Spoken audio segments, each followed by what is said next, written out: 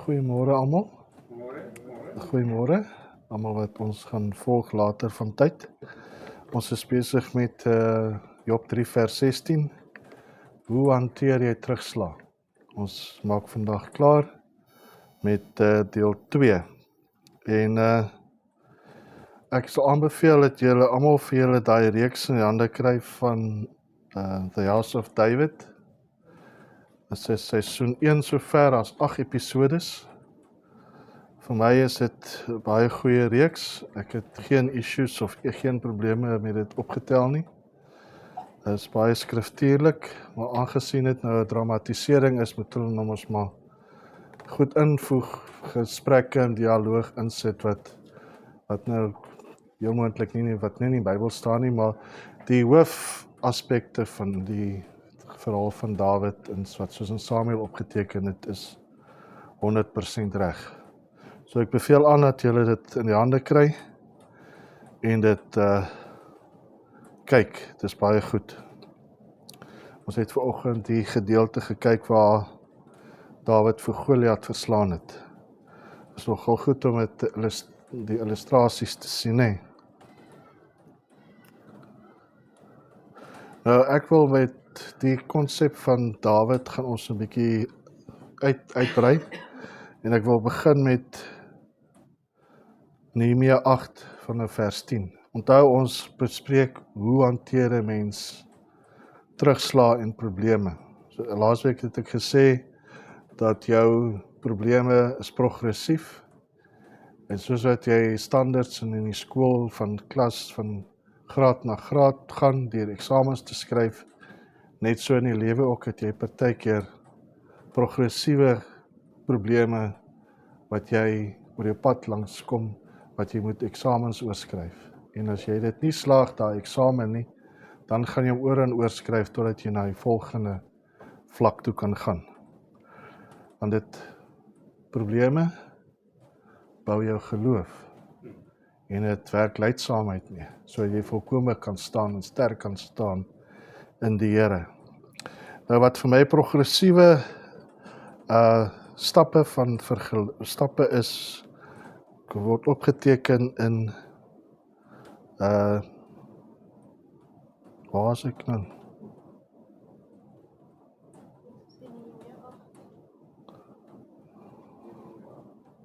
Nee, is nie dit nie. Jammer julle. Jeremia 12. Ek opskrif hierso is die Jeremia 12 vers 5 mondering teen ineenstorting. Jeremia 12 vers 5 se mondering teen ineenstorting. Kom ons lees wat sê Jeremia hierso. As jy met voetgangers loop, maak hulle jou moeg. Hoe sal jy dan wedywer met perde? En in 'n land van vrede voel jy jou veilig. Hoe sal jy dan maak in die pronkbosse van die Jordaan? As jy met voetgangers loop, maak hulle jou moeg. Hoe sal jy dan kan wedywer met perde? As jy moeg word, as jy saam met voetgangers loop. En in 'n land van vrede voel jy jou veilig. Hoe sal jy dan maak in die pronkbosse van die Jordaan?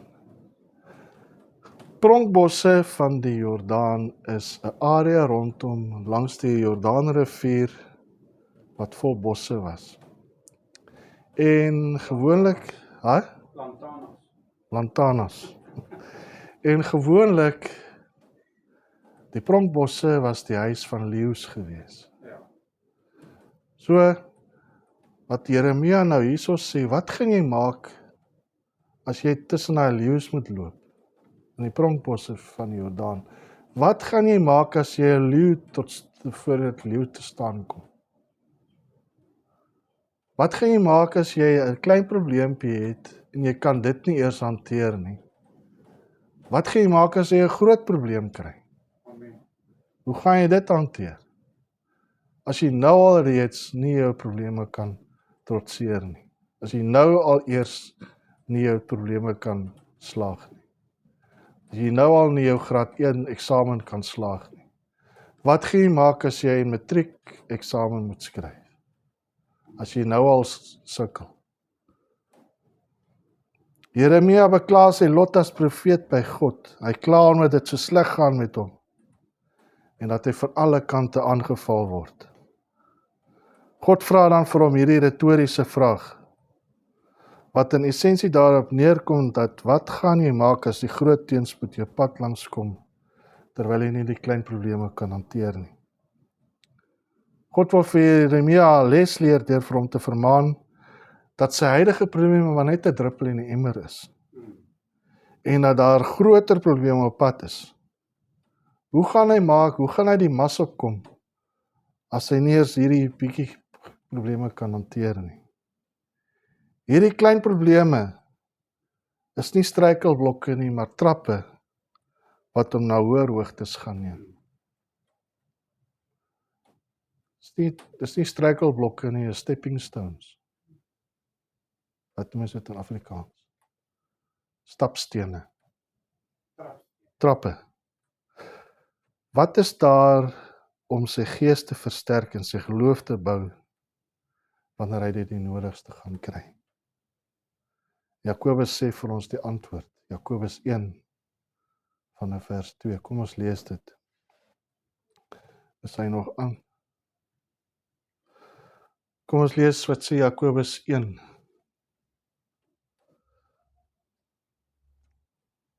Ag, dit louter vreugde, my broeders, wanneer julle in allerhande versoekinge val. Omdat julle weet dat die beproewing van julle geloof lydsaamheid bewerk. Die beproewing van julle geloof bewerk lydsaamheid. Maar die lydsaamheid moet tot volle verwerkliking kom. Hoekom? Sodat julle volmaak en sonder gebrek kan wees en in niks kort kom nie. Sien julle die trappe? Dis trappe, dis nie struikelblokke nie. Hy sê, ag, dit louter vreugde. Dit is hoe jy jou probleme moet hanteer. Ag, dit louter vreugde, my broeders. Moenie in sak en as gaan sit nie. Soos dat Job daar op 'n ashoop gaan sit en sy wonde gekrap het met 'n potskerf.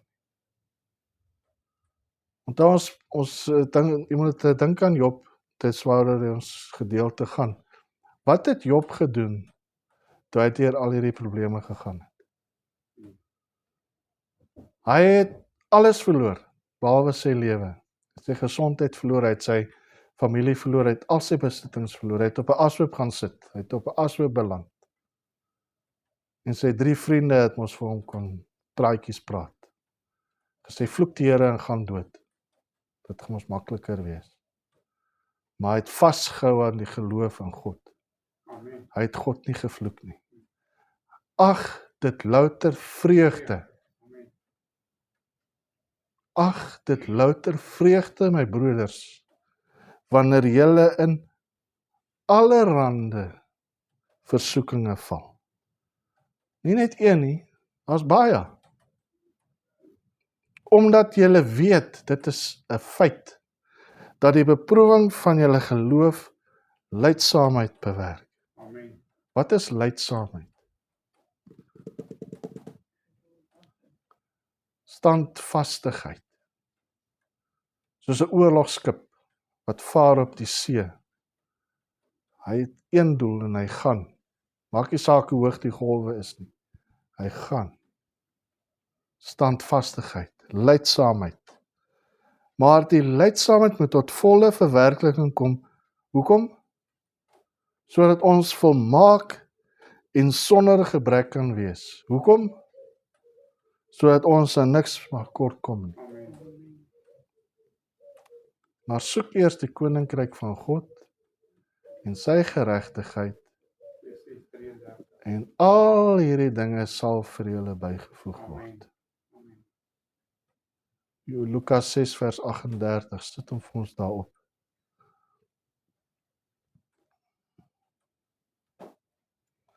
Wat sê Lukas 6 vers 38? 38 is die syferwaarde vir voorsiening van God. 38, nee, is die voorsiening van God, syferwaarde. Lees daar, Lukas 6 vers 38. Gee word. 'n goeie maat wat ingedruk en geskit en oorlopend is, sal hulle in julle skoot gee, want met dieselfde maat waarmee julle meet, sal weer vir julle gemeet word. Wat gee jy? Hoeveel gee jy? As jy gee, sal daar aan jou gegee word. 'n goeie maat wat ingedruk, geskit, oorlopend is. Volgeskit. Hoekom? Sodat jy weer dit kan uitgee. Onthou, dit wat ons ontvang van die Here af, is nie ons nie. Ons moet nie toemaak oor God se blessings nie. Ons moet weer uitgee. Pay it forward, soos wat hulle sê. Onthou, God is ons krag en toevlug wanneer ons deur moeilike tye gaan. Wat sê Romeine 8 vers 28? En ons weet dat vir hulle wat God liefhet, alles ten goeie meewerk. Vir hulle wat na sy voorneme geroep is. Ons weet vir 'n feit, dis 'n feit soos 'n koei. Ons weet dat ons God liefhet. Dan sal alles, nie net sekere goed nie, alles sal ten goeie meewerk. Hoekom? Omdat ons na sy voorneme geroep is. God het ons by ons naam geroep. Ons is syne. Sy eiendom. Ons is duur gekoop deur die bloed van Jesus. Hoekom gaan sit ons in sak en as wanneer probleme ons pad langs kom? Jakobus 1, dis vreugde. Ons moet vreugde in ons harte hê wanneer ons deur allerlei versoekinge kom. Want dit bewerk ons geloof, dit versterk ons geloof. Psalm 46 vers 2 en 3. Ja, dis so mooi. Psalm 46 vers 2 en 3.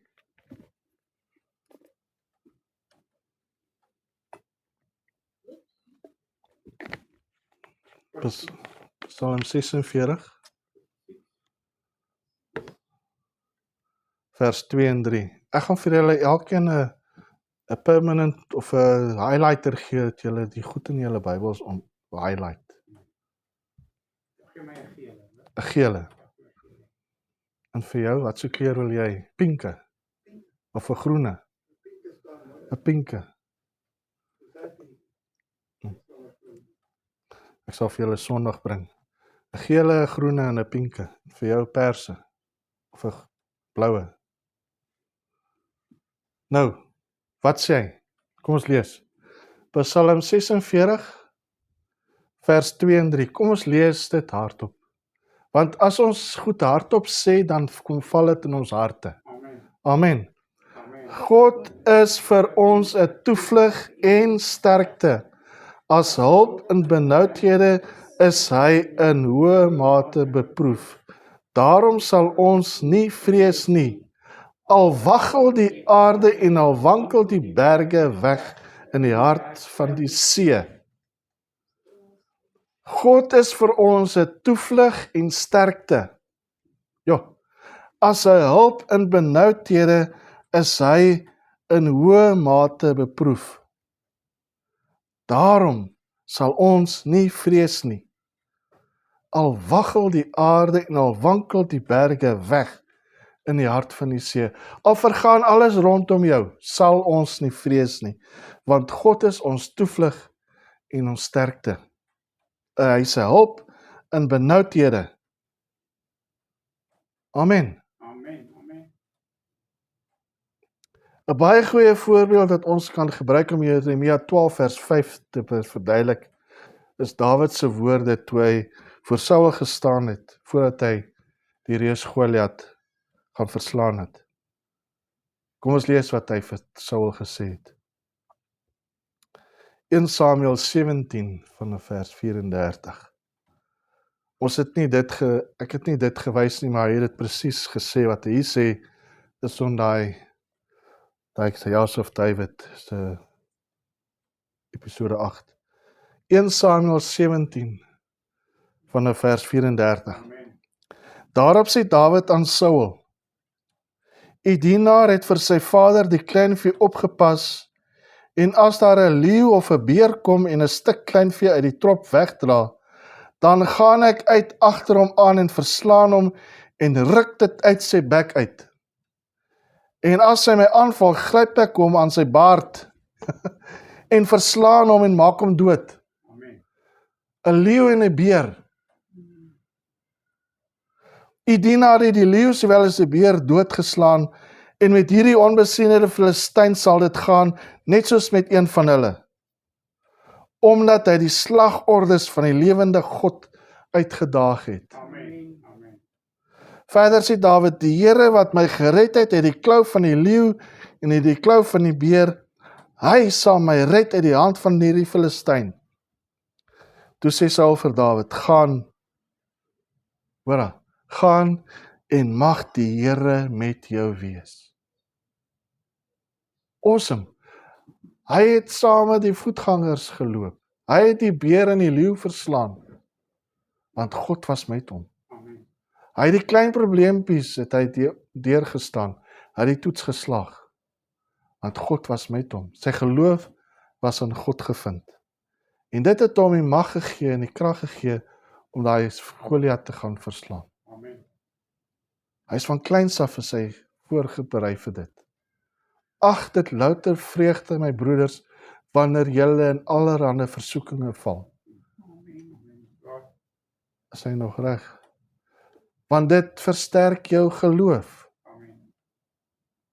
Ja, as ons die Here kan vertrou in die kleine, sal hy ons deurdra wanneer die groot storms kom.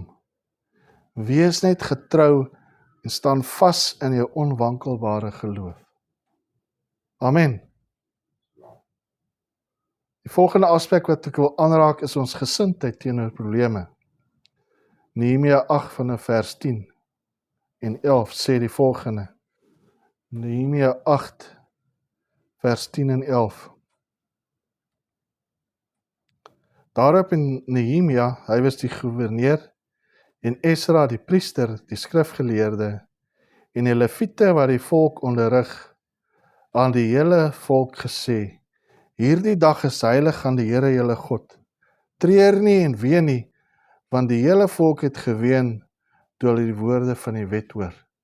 Die woord is aan hulle gelees, wat hulle geloof versterk het. Verder het hy vir hulle gesê: "Gaan, eet lekker spys en drink soet dranke en stuur porsies aan hulle vir wie niks berei is nie. Want hierdie dag is heilig aan ons Here. Wees dan nie bedroef nie, want awesome, die blydskap van die Here is my beskutting." Maar hy sê, gaan eet en gaan drink, maar sorg vir die mense wat nie het nie. Moenie die blessings wat julle het vir julle self hou nie. Hier sit weer, gee. En aan julle sal gegee word. En dan sê, wees nie bedroef nie, want die blydskap in die Here, dit is julle beskutting. Hoe hanteer jy probleme wat jou pad langs kom? Is jy bly in die Here? Want die blydskap in die Here is jou beskutting. Die blydskap in die Here is jou beskutting. Hulle is besig om Jerusalem te herstel hierso. Te midde van baie teenkanting van die mense wat daar rondom hulle bly. Veral van die Samaritane. Ek het vir julle so rukkie terug gesê, wat is die oorsprong van die Samaritane? Kan julle nog onthou? Die Samaritane was die oorblyfsels van die 10 stamme wat in die noordelike gebiede agtergebly het toe hulle weggestuur is in ballingskap. Toe daarvan hulle agtergebly. En toe die koning van Assirië van sy mense soontoe gestuur. En hulle het ondertrou. En dis waar die Samaritane toe vandaan gekom het. En hulle het nou vir Nehemia aangeval, want hulle wil nie hê dat Jerusalem se mure herstel is nie. En dit is waar die haat teenoor die Samaritane en die Jode ontstaan het, hier met die herbou van Jerusalem. Dan sê ek hier, hulle moet hulle vreugde in die Here vind en nie vaskyk in die moeilike situasies waarin hulle begewe nie. Ons positiewe gesindheid is in die Here gevestig, omdat ons weet dat hy alles tot ons bes wil laat geskied. Amen. Hy weet waarheen ons op pad is en sal ons nie bo ons kragte laat versoek nie. Jeremia 29 vers 11, dis my vrou se gunsteling gedeelte in die woord. Want hy sê, want ek weet watter gedagtes ek aangaande julle koester, spreek die Here, gedagtes van vrede en nie van onheil nie, om julle 'n hoopvolle toekoms te gee. Amen. Dan sal julle my aanroep en heen gaan en tot my bid, en ek sal na julle luister. En julle sal my soek en vind as julle na my vra met julle hart. En ek sal my deur julle laat vind. Spreek die Here. En julle lot verander en julle versamel uit al die nasies en uit al die plekke waarin ek julle verdryf het, spreek die Here. En ek sal julle terugbring na die plek van waar ek julle in ballingskap weggevoer het. Ek sal my deur julle laat vind, spreek die Here, en julle lot verander. Soek die Here terwyl hy nog te vinde is. Hy het gedagtes van ons. Sy gedagtes is om ons te koester. Gedagtes van vrede en nie onheil nie, om julle 'n hoopvolle toekoms te gee. God se genade is genoeg vir ons bestaande te bly. Onthou, Jesus weet presies wat die omvang van ons kragte is. En sal nie toelaat dat ons bo ons kragte versoek word nie. 2 Korintiërs 12 vanaf vers 8. Dis Paulus wat hier so skryf. Hy sê, hieroor het ek die Here 3 maal gebid, dat hy van my sou wyk. En hy het vir my gesê, my genade is vir jou genoeg. Amen. Want my krag word in swakheid volbring. Baie liewer sal ek dus in my swakhede roem, sodat die krag van Christus in my kan woon. Vers 10. Daarom het ek behaag in swakhede, in mishandelinge, in node, in vervolginge, in benoudhede, om Christus wil. Amen. Want as ek swak is, dan is ek sterk. Ek dink met stop dat ons deel 2. Daarom het ek behaag in swakhede, in mishandelinge, in node, in vervolginge, in benoudhede, om Christus wil. Want as ek swak is, dan is ek sterk.